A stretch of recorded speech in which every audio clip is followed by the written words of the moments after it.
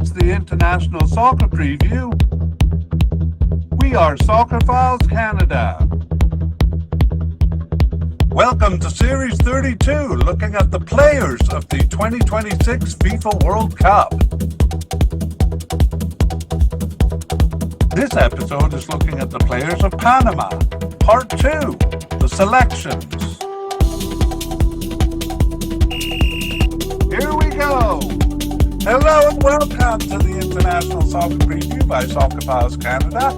I'm Kevin, and this is a continuation of Series 32 on the players of the 2026 World Cup. This episode is part 2 of our coverage of Panama's players. The final roster is released, and we're looking at the selections of Panama. In part 1, we compiled a list of players and their likelihood of reaching the final squad. That's where we gave some biographical and career information to introduce the main players and help you to get to know them better. We won't be doing that here in part 2. Rather, our focus is on the selections, the final selections for Panama, because they didn't release a preliminary squad. Let me pause for a minute to talk about the Mediacast here. We're kind of running out of time. Not sure we're going to complete all 48 teams before the Cup, so we're going to make a few changes. We actually did the 2025 African Cup just 6 months ago, so the remaining African teams that we haven't done, Ivory Coast, Tunisia, Egypt, Senegal, Algeria, and Congo DR, we're going to push to the end. We will hopefully get them done, but we actually don't think we'll get them done in time. And the one CONCACAF team we have remaining is Curaçao. We covered them less than a year ago for the 2025 Gold Cup. So no big changes. We think those media casts are still relevant. If you're interested in these teams, check out our back catalogue for those 2 tournaments last year. And you can use the addresses, and we have information in the show notes there. One other change is after Group E, we're going to start publishing parts 1 and 2 together in one media cast. So that will be teams from Group F onwards, although Group H and Group L we have done already. We're on Group H here, actually. And we do have another announcement in the outro about the media cast, but I think it's time to get on with our business here. This Mediacast is divided into 3 sections. Just like in part 1, section 1 is about some team information. This one will be fairly short. Section 2 is the main part of the Mediacast. We're going to go through the list that we compiled in part 1 and let you know who made the final squad. Again, no preliminary squad to look at there. We're also going to try to predict starters here. And to do that, we're going to look at the lineups for the 2026 games that we didn't cover in part 1. And hopefully that'll help us. Section 3, we're going to start with a spotlight review. That's a quick run through the main players who made it and who didn't, and our predicted starters. We're going to use that as a short version as well. We'll also have some other things to summarize, surprise selections and non-selections, new players, big names off the squad, and an update on injuries there in Section 3. Let's jump right into Section 1. And we begin with just the squad information there. Teams were allowed to bring 26 players to the Cup, and most teams did. It had to be 23 to 26. Panama bought 26 players, and as I've said a couple of times now, did not produce a preliminary squad. So we'll just be looking at the final selections. Before we move on to Section 2 and do that, let's take a look at the games played in 2026. We did not cover these in part 1. So you see blank scores on the screen. We can now fill in those scores. In truth, we're not interested in the scores in this Mediacast. We're interested in the lineups, but let's take a look anyway. 2 friendlies there in March, on March 27th. And March 31st, they played South Africa in South Africa, so 2 games with the same team. They won the first one 2-1 and tied the second one 1-1. when we did the podcast or the Mediacast in part one, we knew they had a game scheduled on May 31st for Brazil, but we didn't know any further games they had. But now they've scheduled 2 games, so we can add those to the list. Let's do the May 31st game, though, in Brazil. Unsurprisingly, they lost, actually, by a fairly big margin there, 6-2. The other game, they scheduled 2 more, actually. The first one on June 3rd in Panama. That has just been played. They played Dominican Republic in Panama and won that 4-2. And then they have 1 more game to play in the USA there. They're going to play Bosnia and Herzegovina on June 6th. And we don't have the information for that one, so we can't use the lineups in this Mediacast. Last thing we'll do here is a review of formations there. We spent a bit more time on this in part one. We'll just review it quickly here. They used a 4-2-3-1 formation in 60% of their games, including the Gold Cup and the games after. So that's from the summer of 2025 on. In fact, all 4 games of the Gold Cup, they used that 4-2-3-1 formation. The other formation they used is a 3-4-2-1 formation. They used that in 2 of the 10 games, or 20% of the games. The other 20%, they used 2 different formations that we won't get into, but we will kind of analyze. And overall, they used a 2-man central defense in 70% of those games, and a 3-man central defense in 30%. So roughly 1/3 of the games, a 3-man central defense there. A single forward, though, that was by far the most common in 90% of the games. But in 10% of the games, they did use a 2-man forward line. That's really just 1 of the 10 games there.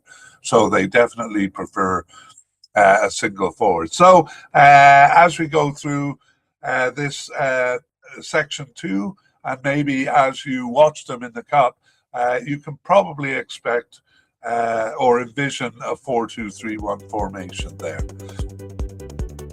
Okay, let's move on to section 2. And we're going to go through the list. If you're looking at the YouTube, you'll see it's already populated with names.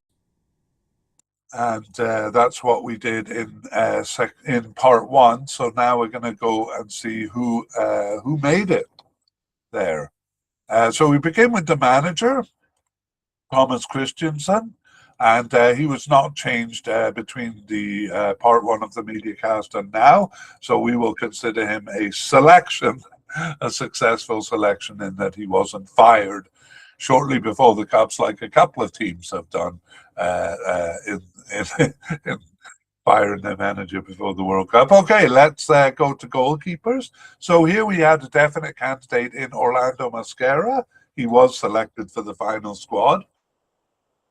We had 2 likely candidates. The first one, Luis Mejia,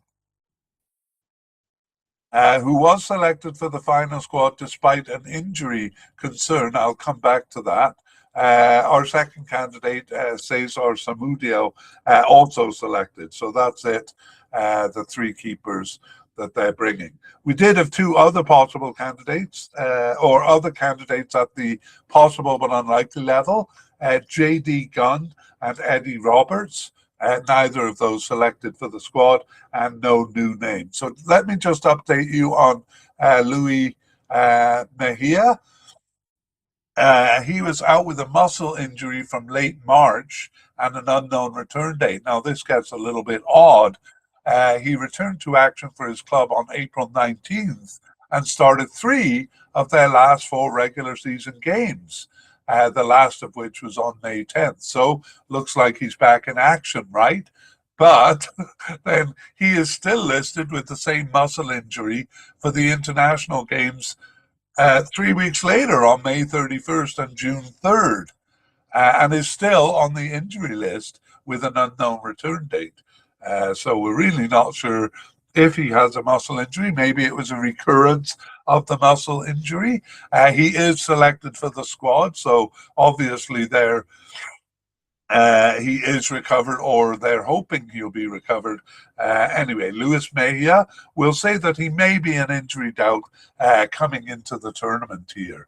Okay, so that's that. Let's talk about the position and the starting position. Well, this one seems pretty straightforward. It's Orlando Mosquera. He started all 6 games after the Gold Cup, and he was a starter in the Gold Cup, so it's only him.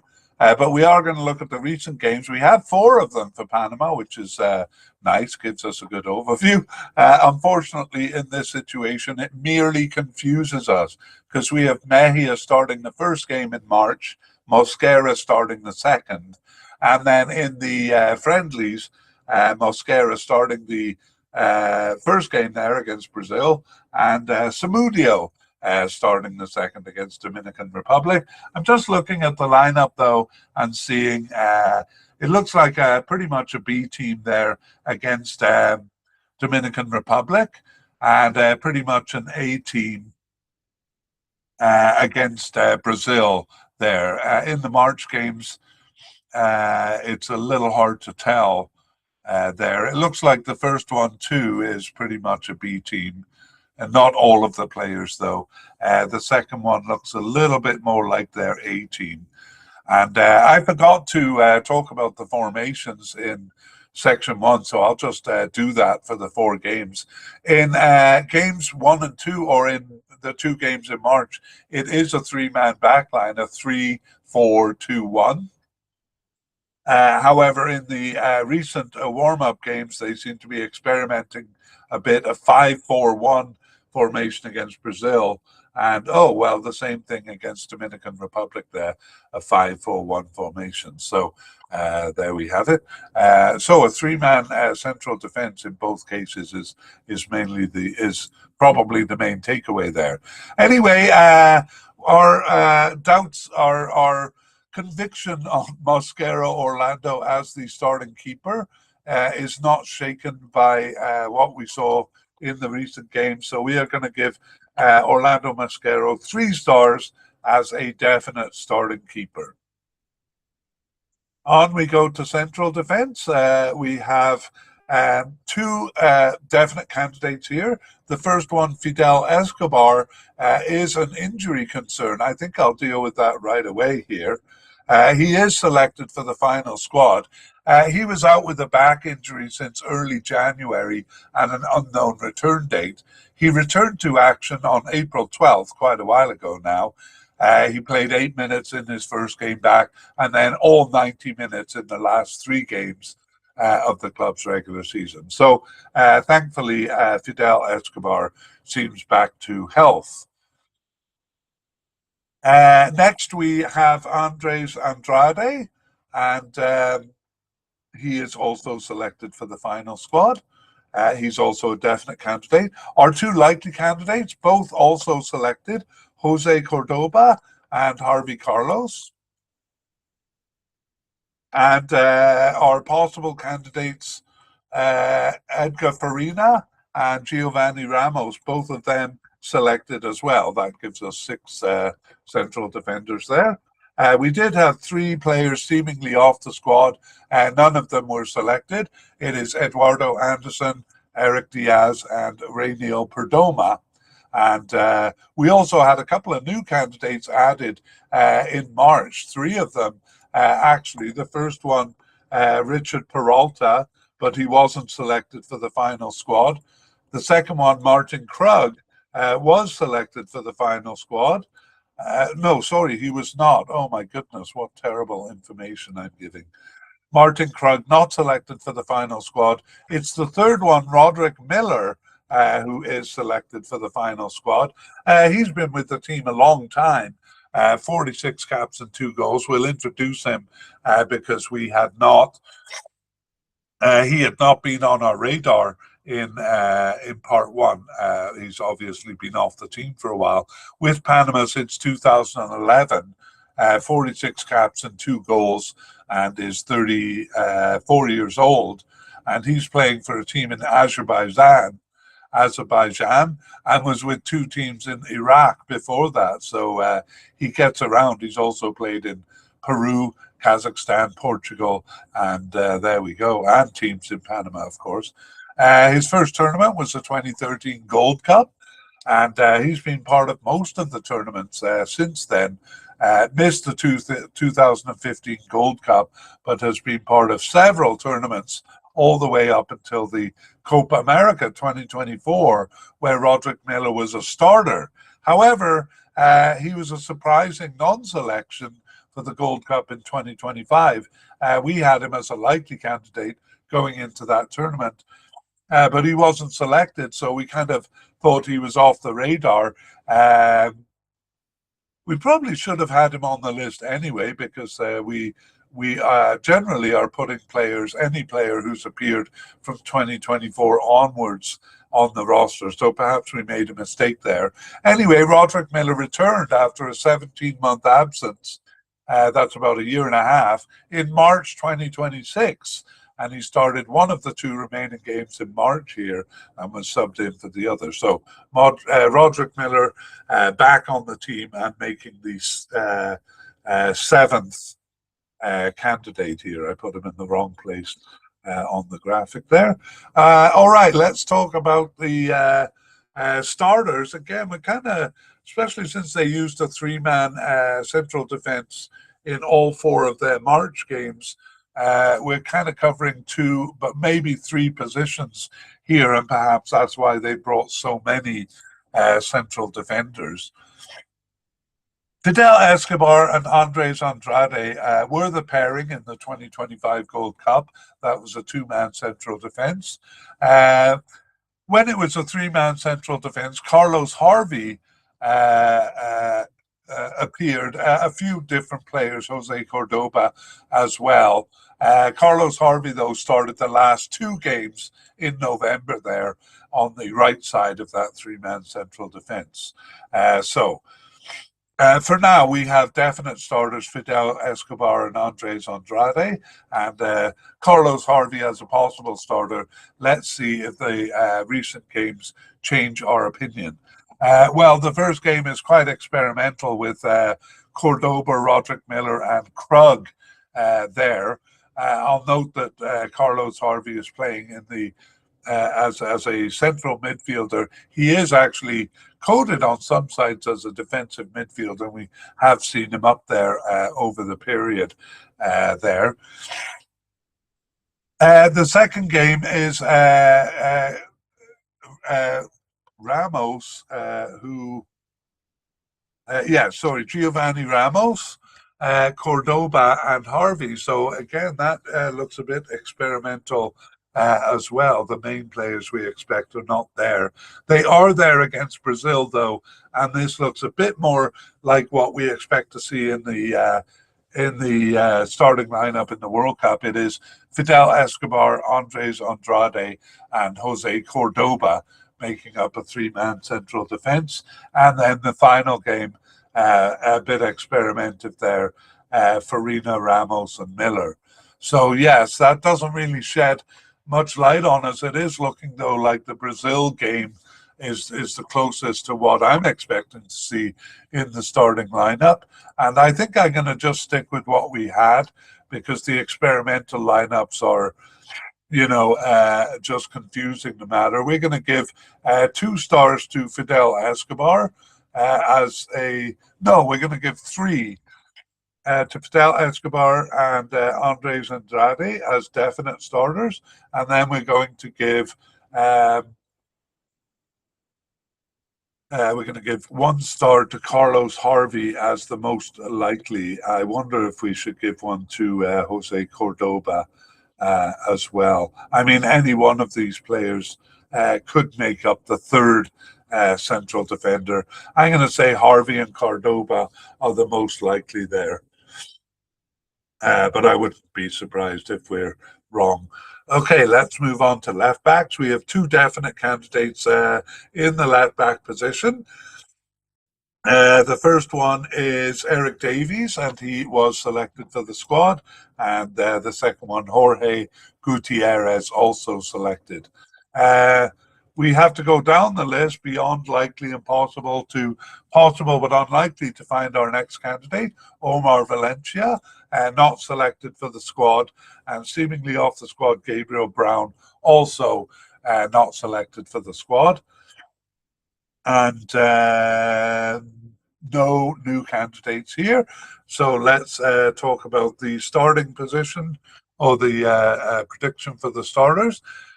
Well, Eric Davis is aging a little bit. Jorge Gutierrez started all games in the Gold Cup, so we kind of thought that was putting Eric Davis on the back seat. However, he started 5 of the 6 games in the fall of 2025 there, so we had to kind of rethink it. So really, we can't choose between them.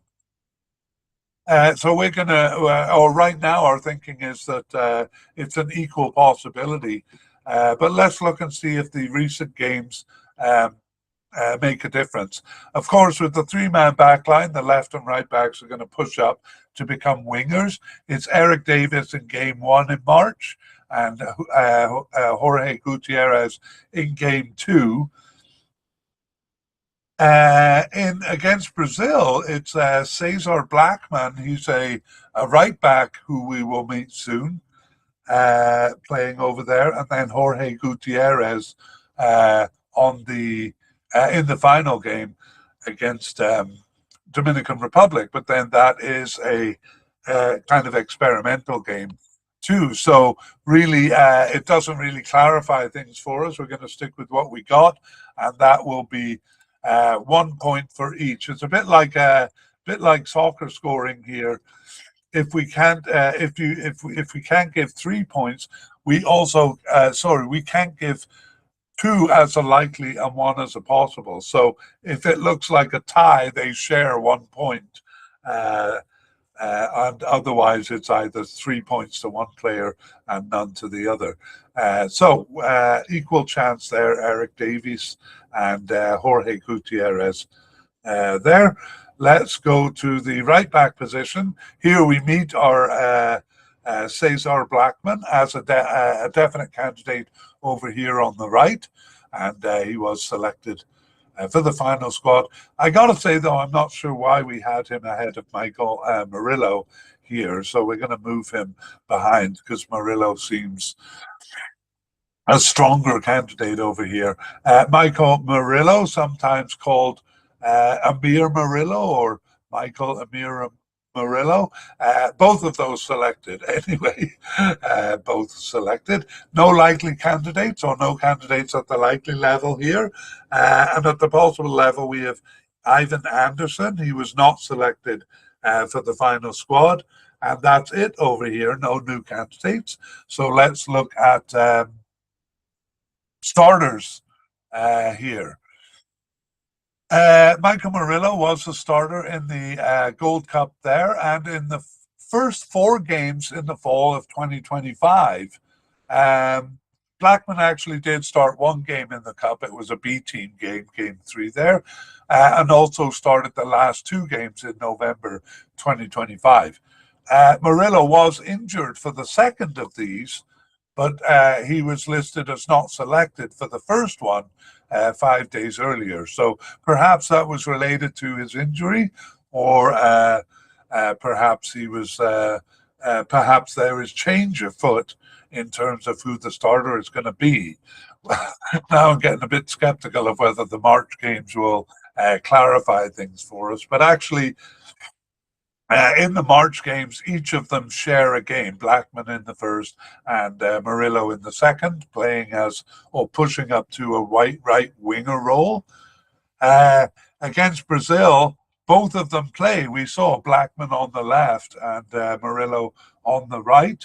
And in the last game, it is Ivan Anderson maybe getting one last tryout before the squad was selected there. Again, that's a B team game. So here too, it is shedding no light, but we do think Murillo is a bit more of a likely candidate.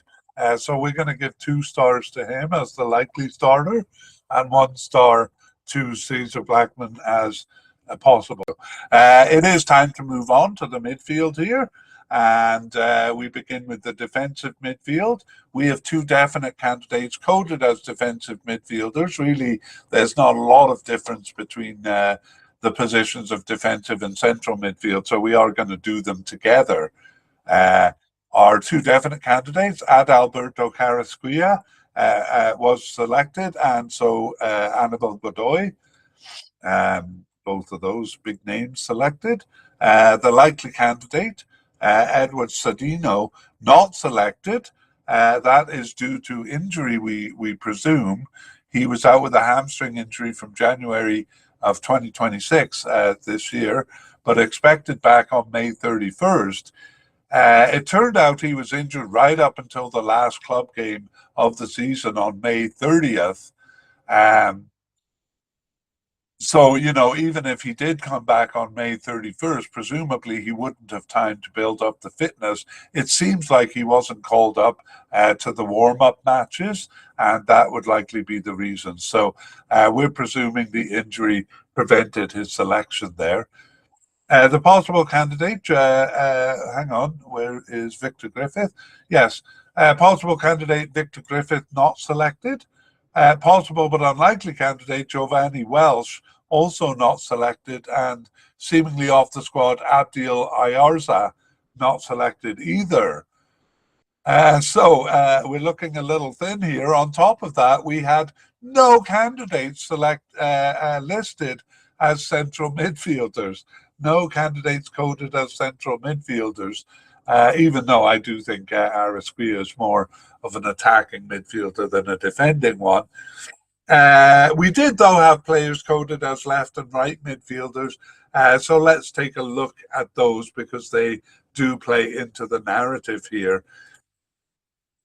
We have coded as a left midfielder, just one, Jose Murillo at the possible unlikely level. He was not selected. We have Christian Martinez as a right midfielder. I'm actually thinking we should have moved him, but not to central midfield, but to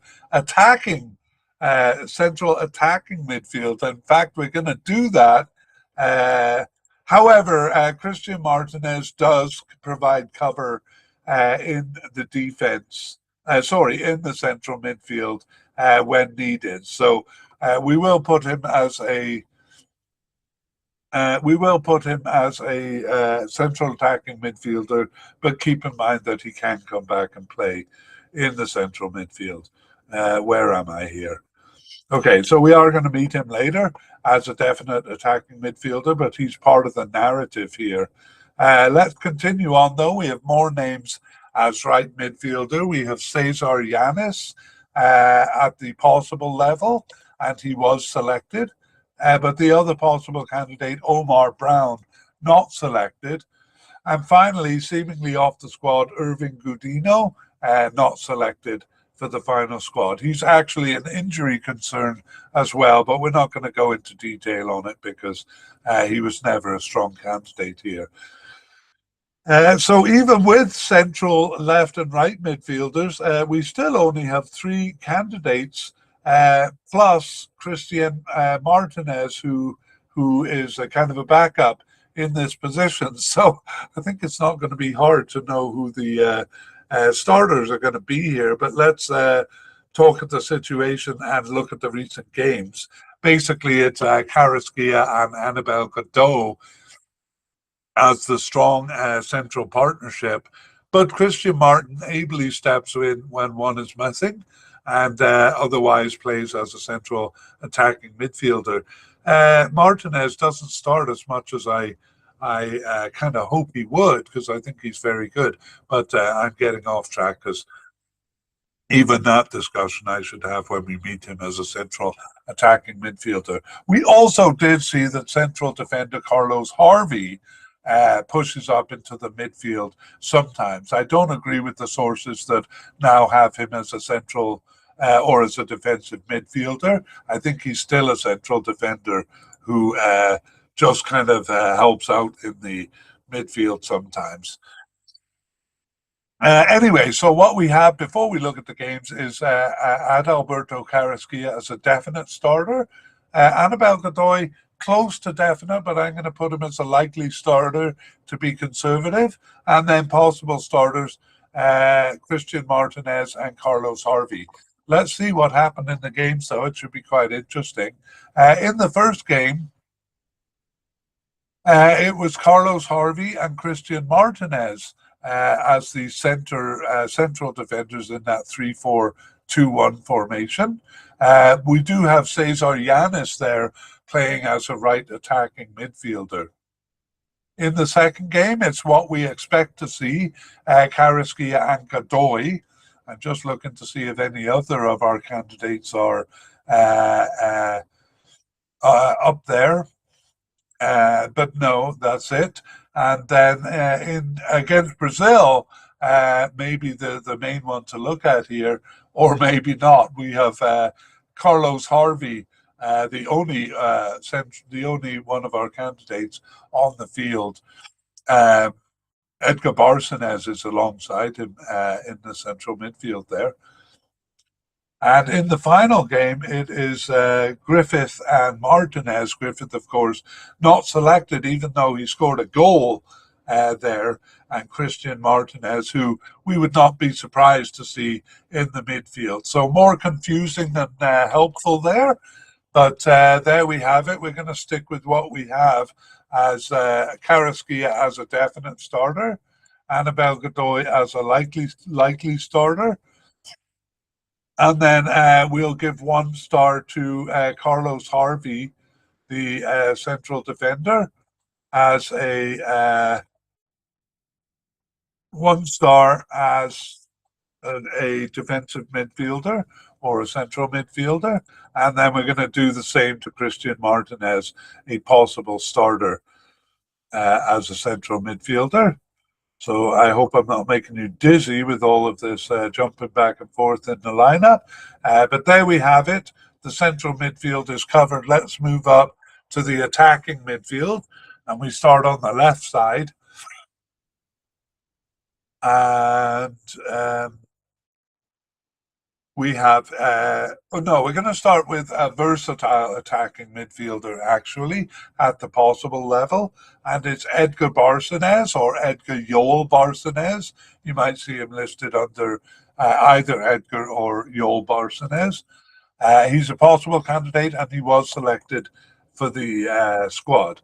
So you might see him in various positions there, but he only started 3 of the games in the fall there, so isn't always chosen to be on the field. Now we move up to left attackers. Here we have a definite candidate in Ismail Diaz. It's really funny in the Gold Cup. The announcer was repeatedly talking about all of this great humanitarian work he had done. And I'm like, oh my goodness, wow, how does he even find time to do those things? It turns out there's another person, a much older person called Ismail Diaz, who is a great humanitarian. It is not this Ismail Diaz. Anyway, he is a definite candidate and was selected here. Beyond that, we only have 2 candidates at the possible but unlikely level, and neither of them were selected. So it's Kaiser Lennis and Jean-Paul Morales, neither of those making the squad. We do have a new candidate here. It's Ricardo Phillips. And he was not selected for the final squad, so we won't trouble ourselves to introduce him. Let's go back to predict the starter here. So Ismail Diaz did predominate in this position in the cup and in the fall. The other candidate really was Edgar Barcenas there, who came in twice into the formation. However, he tends to, or at least in this period, came in when it was a 3-man defense, and he came in as a winger there. Okay, so let's look at the March games is our next order of business. In the first game, we do see Joel Barcenas or Edgar Barcenas. He scored a goal there against South Africa in the first game. In the second game, it's Ismail Diaz. Against Brazil in the first of the warm-up games here, Ismael Diaz again. And then it is Thomas Rodriguez. We're going to meet him as a secondary striker who was not selected for the squad, despite scoring one of their goals against Dominican Republic there. So it is kind of confirms what we are thinking here. We do think Edgar Yol Barcenas has a chance, so we're going to make him a possible. But we think Ismael Diaz is the likely starter over here. Edgar Yol Barcenas. So 1 star as a left attacking midfielder. Okay. Let's move over to the right side, and here we have a definite candidate in Jose Luis Rodriguez, unsurprisingly selected for the squad. We have a candidate at the possible level. It's actually a forward that we moved to this position in part 1. It is Azarias Londono. He was selected for the squad also. And actually, even our possible but unlikely candidate, Alberto Quintero, selected for the squad here. So that is all the candidates we have here. No one new on the list. Let's talk about the position. And basically, it's Jose Luis Rodriguez all the way over here. He owns the position. Let's look at the March games and see. We mentioned actually that Cesar Yanes, the more central midfielder, started in the first game against South Africa. In the second game, it was Jose Luis Rodriguez and also him against Brazil. But then Cesar Yanes starting against Dominican Republic. So rather than Londono or Quintero here, it looks like Cesar Yanes is more the backup for this position in those recent games. That wasn't the case in the Gold Cup or the games after. So there we have it. Let's move on to our next position, central attacking midfield. We had no candidates here actually when we did part 1, but we did move Christian Martinez up here in part 2. He's a definite candidate and he was selected for the final squad there. We already have him as 1 star as a central midfielder, a possible central midfielder. This position they do not use that much, about half of the time. Martinez has a firm grip on it when they do use it, and actually that seems to be the way they get him onto the field when Godoy and Carrasquilla are both available. Again, I'm surprised they don't use him a bit more because I think he's very good. But for the most part, either he's replacing one of those or he's playing as a central attacking midfielder, ultimately only starting half of the games there, Christian Martinez. So because this position is not used all the time and he's not always starting games, we consider Christian Martinez a likely starter rather than a definite one. Let's see how much he started in the fall game or in the March and warm-up games here. He did start in game 1 as a central midfielder there. Game 2 he did not appear, and then in the May game against Brazil did not appear. Probably came on as a substitute in most of these games that he didn't start. And then in the game against Dominican Republic, again more of a B team game there, he did start in a 5-4-1 formation. So that's kind of a central / attacking midfielder role there. So through the form, he starts half of the games and sometimes as a central midfielder. Overall, though, we're going to give him 2 stars. I'm going to give him 2 stars. No, I got to be honest and give him 1 star as a possible starter overall. I think the 2 stars is more because I want him to be a starter. Okay, let's move on to forwards. And we do have one player coded as a secondary striker, a kind of a number 10 role there, Thomas Rodriguez at the likely level. And he was selected. I think I said earlier he wasn't selected. That was just in my head. But I was wrong. Thomas Rodriguez selected for the final squad. As far as talking about the positional starters, we'll lump him in with the forwards here.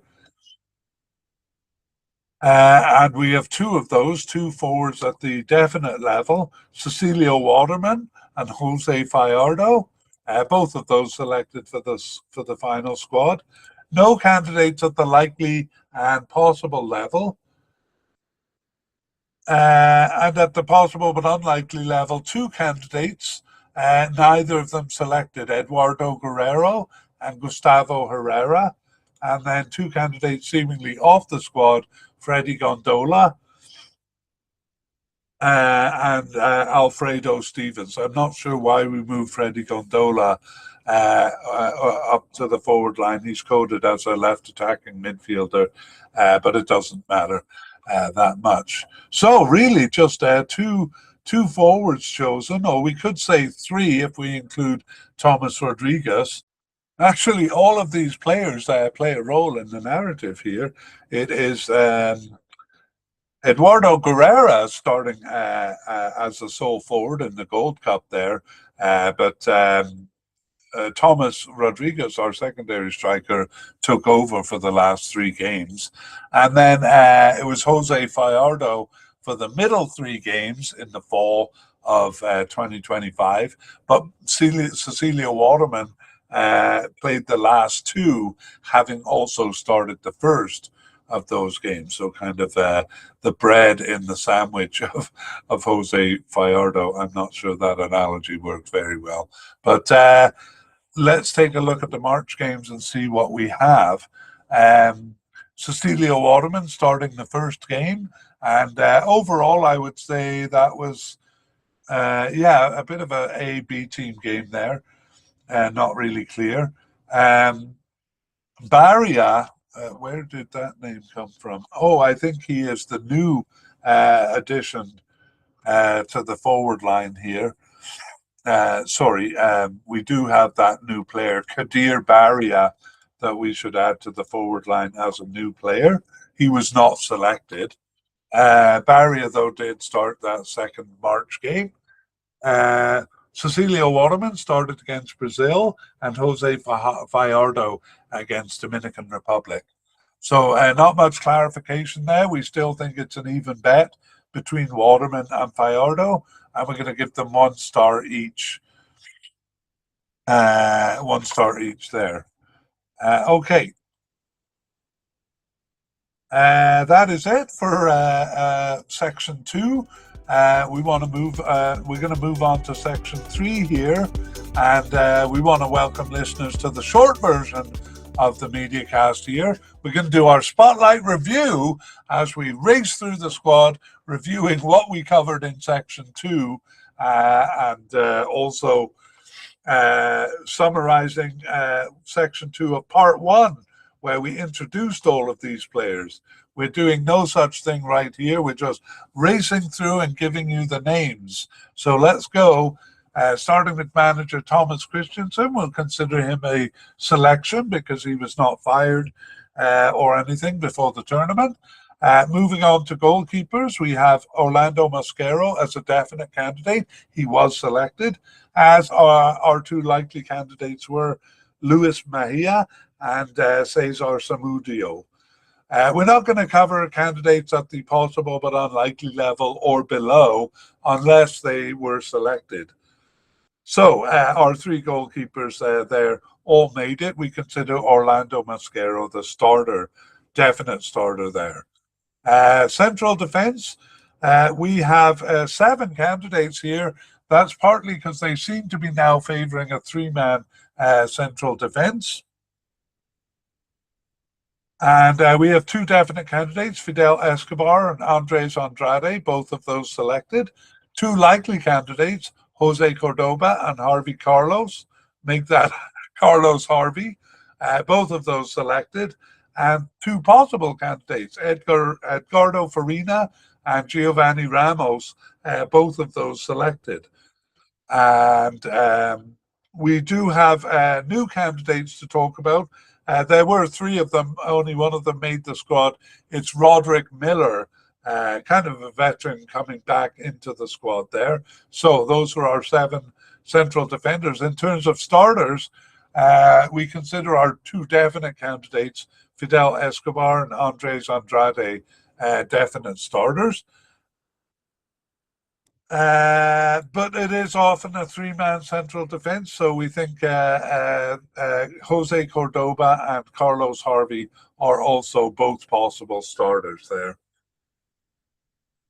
On to left backs, 2 candidates at the definite level. We have Eric Davis and Jorge Gutierrez, both of those selected for the final squad, and we can't decide between them as a starter. So we give them both 1 point as possible starters there. On the right back, similarly, 2 definite candidates, Michael Murillo or Amir Murillo and Cesar Blackman. They were both selected. We did have 1 candidate at the possible level here, Ivan Anderson. He was not selected. In this case, though, we do favor one of them over the other. Michael Murillo, we give 2 stars as a likely starter, and Cesar Blackman 1 star as a possible starter. We go on upfield to defensive and central midfielders. We have 2 candidates at the definite level, Adalberto Carrasquilla and Anibal Godoy, both of those selected for the squad. Our likely candidate, though, Edward Cedinho, not selected due to injury, and our possible candidate, Victor Griffith, also not selected. We'll come back to talk about starters. Let's look at central midfielders, actually, and surprisingly, no players for Panama coded as central midfielders, but we do have some coded as left and right midfielders. So, left midfielders, none at the possible level or above.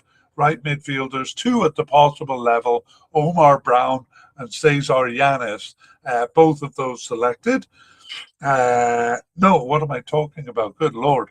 Omar Brown was not selected and Cesar Yanes was. I was getting ahead of myself because I wanted to say that in the March and June games in 2026, Cesar Yanes appeared twice as a right attacking midfielder there. So we'll maybe have to reconsider his position going forward. Anyway, now we have our candidates. Wow, not many. Well, we think Adalberto Carrasquilla is a definite starter. Anibal Godoy, a likely starter, maybe in between likely and definite there.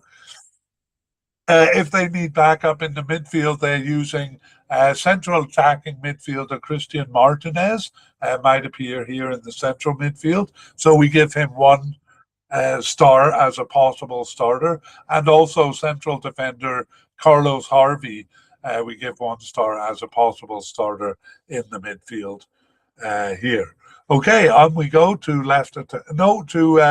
versatile attackers. So we had our own coding of Edgar Yol Barcenas as a versatile midfielder, versatile attacking midfielder, really. And he was a possible candidate. He was selected for the squad, and we're going to give him 1 star as a left attacking midfielder, a possible starter there. Wasn't used as variously as he has been in the past there. For left attacking midfielders, we have a definite candidate in Ismail Diaz. We consider him a likely starter there. He's the only one over here at the possible level or above. However, for right attackers, we have 3 candidates making it. Our definite candidate, Jose Luis Rodriguez. Our possible candidate, Azarias Londono, he's coded as a forward, but we moved him over here. He was selected. And even our possible but unlikely candidate, Alberto Quintero or Alberto Medina, he too was selected for the squad. I realized that in section 2, I forgot to discuss starters. We consider Jose Luis Rodriguez as a definite starter over here.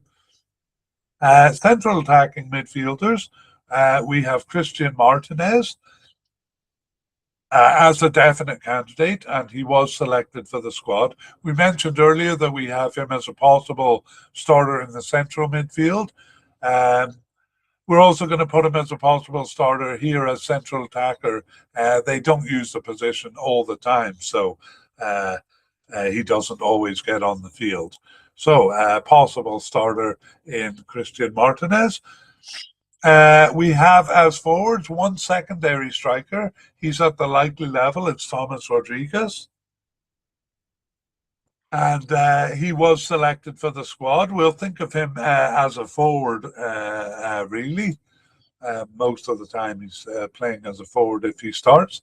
For actual centre forwards, we have two definite candidates, Cecilio Waterman and Jose Fajardo, both of those selected. And that's it. In terms of starters, we consider Waterman and Fajardo with an equal chance there. So we give both of them 1 star as possible starters. Okay, that is it for our spotlight review, our race through the squad, and we go on to a couple of other summaries that we're going to do here. The first one is surprises. So any notable non-selections? Well, no. For Panama, everyone that we had at the likely or definite level were selected for the squad. Unexpected inclusions, just the one, right attacking midfielder Alberto Quintero. We considered him a possible but unlikely candidate. You need to go back to part 1 to understand our reasoning for that. But he was selected, Alberto Quintero. So there we have it. And then new players. Well, he's not a new player for Panama, but he is new because he wasn't on our list. He had been off the team. Probably should have been on our list, actually, because he did play in the 2024 Copa America, but was kind of off the team after that. Roderick Miller is the player I'm talking about. So we consider him a new player because we added him to our list after part 1. Otherwise, that's it. No kind of new players making the squad. That does factor into my closing thoughts on Panama. Big names off the squad. Well, at the end of part 1, there were no big names off the squad to report. And at the end of part 2, no big names to report. They were all selected for the cup. Okay, moving on to injuries. We have 2 injuries to update you on that we mentioned in part 1. The first is central defender Fidel Escobar. He had been out with a back injury since early January and an unknown return date. He returned to action on April 12th. He played 8 minutes of his first game back and 90 minutes in all games thereafter. So we are going to call him recovered in our updated or revised injury list. The second we had was Edward Cedinho. We had him as a likely candidate. He was out with a hamstring injury from January 2026. He was expected back on May 31st, though. And he might have come back by then. We're not sure because the last club game of the season was May 20th and he was on the injury list right up until the end there. So even if he did recover after May 30th, he probably didn't have time to build up his fitness, having been out for half a year there. So that was probably their thinking when they did not select Edward Cedinho. So we're going to say that he was dropped due to injury. Any new injuries? Well, we do to goalkeeper Luis Mejia. And again, a bit of a weird situation here. He actually was selected for the squad. He was out with a muscle injury from late March and an unknown return date. Oddly, he returned to action for his club on April 19th, a long time ago, now about 6 weeks ago. And he went on to start three of their last four regular season games. The last of those was on May 10th. However, so he's not listed as injured, of course, on his club page because he's playing games. However, on his international page, he is listed as injured with the same muscle injury. And that's the reason given for him missing those two warm up games on May 31st and June 1st. He's listed as injured for those. So he's still on the injury list in general with an unknown return date. And he's selected for the squad. So, what does all that mean? Well, we think it means he's maybe an injury doubt coming into the tournament, but he has been selected. Luis Mejia, the goalkeeper. And the only other one we have is Irving Gudino, but he's a seemingly off the squad player, so we're not going to really talk about his injury because we don't think it had anything to do with him not being selected. All right, well, closing thoughts. You will see in a lot of the categories here that we have two definite candidates, and then below that level, likely or possible, not many candidates. That's the general pattern here. And what it indicates is they basically use the same 15 or 16 players all the time. And if you're in the squad, you're kind of fully in. And if you're not in the squad, you're kind of not. In other words, they don't have a lot of players who have been called up for half of the games and stuff like that. So that makes for a very tight squad. On the other hand, it also means that any injury to the players can be quite costly because they don't have a lot of backup for those positions. So I'm looking forward to see how Panama do in the cup. I don't think they'll be kind of like as naive and new, like, woo, we've reached the cup as they were in 2018. I think they'll come to this one with a bit more intent of getting points. And I think this squad of players can do it for them. Very experienced team. All right. I should have had the closing thoughts graphic there. Sorry about that. We are moving on to the outro here, but I do want to give one more plea for the Mediacast here.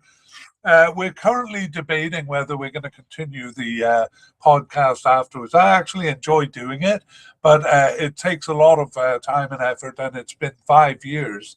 And really, the reason is because it hasn't grown as much as we hoped it would over those 5 years. It is a deep dive. We know that for many people, it would be kind of a very dull media cast to listen to all of this. So I do have people telling me you should do what they do on Pickbox and TikTok and have like little stars exploding and stuff like that. And also, simplify it and make it shorter. Well, our thinking is, well, those already exist. It's not really what we want to do. We want to do the deep dive. We really do think there is an audience for this. Maybe we're wrong and there really isn't much of an audience who want this much of a deep dive. We think there is an audience and we're just not reaching them. So we're going to ask you here, which I usually really don't like doing, we're going to ask you to do the things that apparently make Mediacast more popular. Things like subscribing and like buttons and comments or reviews, stuff like that. Basically to help us find our audience.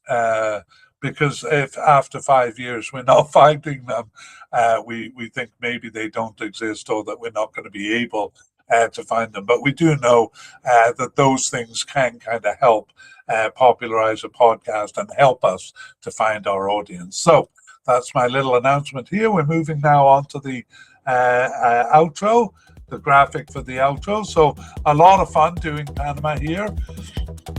and we hope that helps with your enjoyment when you watch Panama play. We would like to thank Michael Foster and Pixabay for the wonderful music in this Mediacast. The title of the piece used is Look to the Sky, Tribal Dance Beats Native American.